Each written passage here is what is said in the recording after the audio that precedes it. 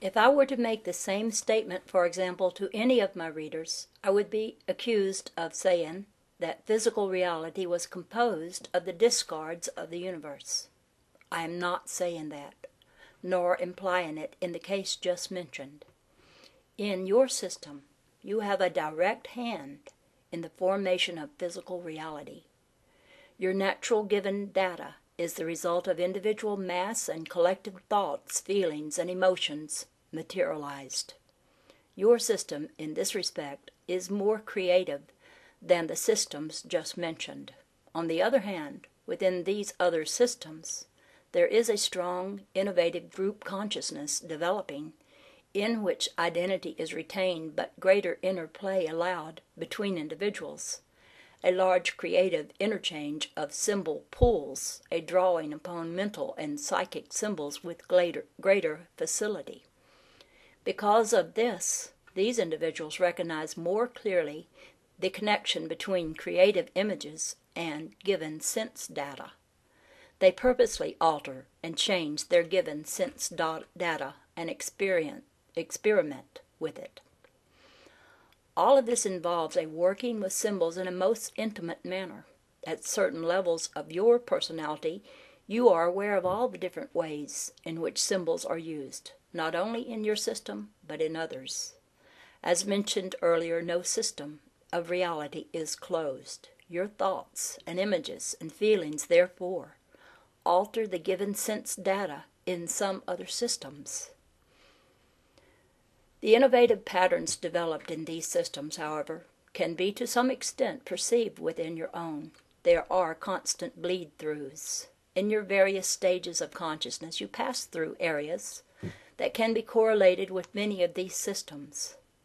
Some stages through which you pass are native stages to other kinds of consciousness, and while passing through these, you will find yourself using symbols in the way that is characteristic of that level. Symbols should be fluid, ever-changing in their form. Some can be used as casements to house original experiences, as methods of deception, therefore, rather than illumination. When this happens, fear is always involved. Fear, taken into the various stages of consciousness, acts as a distorting lens, hiding the natural dimensions of all symbols, acting as a barrier and as an impediment to free flow. Symbols of an explosive nature serve as releasing agents, setting loose that which has been encased. Without physical storms, you would all go insane. The aggressive nature of symbols is little understood, nor the relationship between aggression and creativity.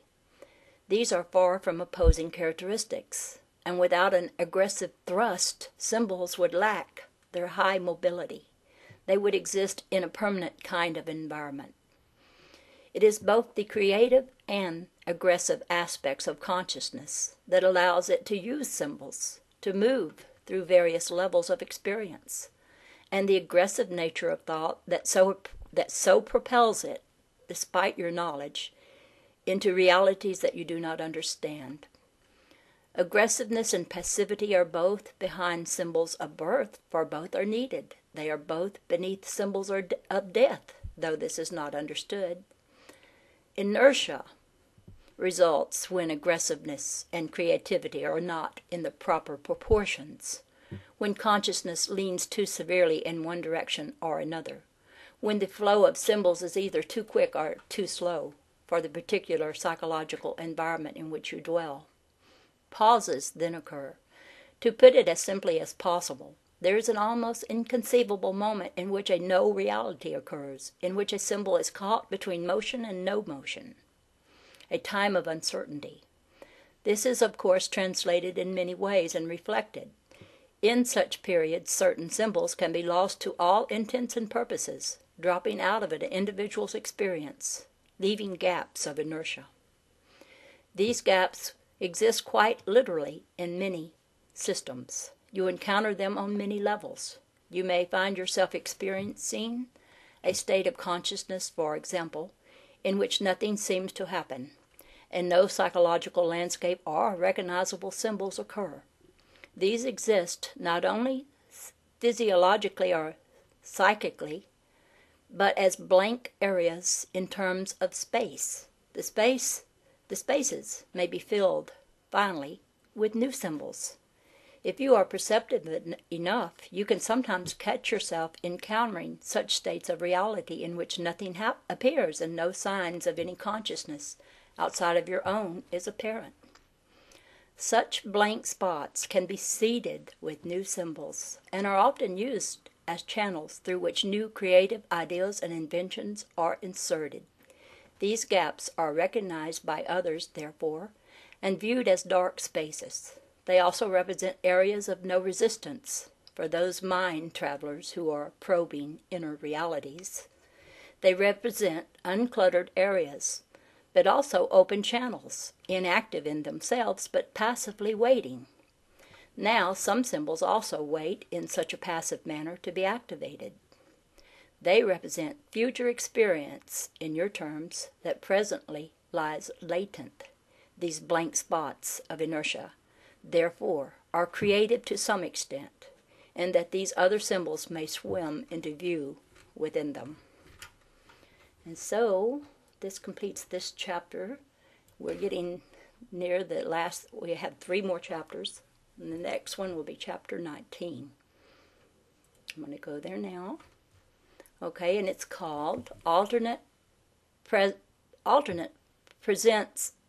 and Multiple Focus. No, Alternate Presence and Multiple Focus. Okay, I said that right finally. Let us begin with the normal waking consciousness that you know. But one step away from this is another level of consciousness into which you will slip without knowing. We will call it A1. It is adjacent to your normal consciousness, separated from it very slightly, and yet in it very definite effects can appear that are not present in your usual state.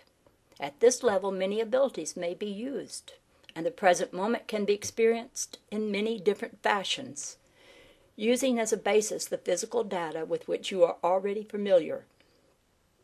In your normal state, you see the body. In A1, your consciousness can enter the body of another and heal it. You can, in the same manner, perceive the state of your own physical image.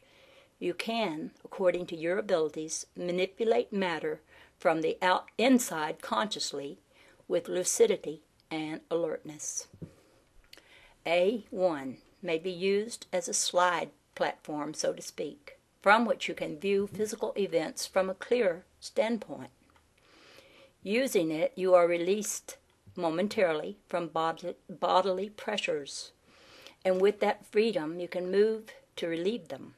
Problems that seem beyond solution can often, though not always, be solved. Suggestions given are much more effective. It is easier to form images, and they have a greater mobility. A1 is a side step away, therefore, and yet an important one. Now, it can be used as a first of a series of steps leading to deeper states of consciousness. It can also be used as the first of a series of adjacent steps. Each of the deeper layers of consciousness can also be used as first steps leading to another adjacent level. A1 is simple to enter when you listen to music that you like, when you are indulging in an enjoyable, quiet pursuit. You can sense the different feeling. It may be accompanied by your own characteristic physical clues. You may tap your fingers in a certain way. There may be a particular gesture. You may stare or look dreamily to the left or right. Any such physical clues can help you differentiate between this state of consciousness and the usual predominating one. You have only to recognize it, learn to hold it, and then proceed to experiment in its use. As a rule, it is still physically oriented, in that the abilities are usually directed toward the inner perception and manipulation of matter or physical environment. You can, therefore, perceive the present moment from a variety of unique standpoints not usually available. You can perceive the moment's reality as it exists for your intestine or your hand, and experience with practice the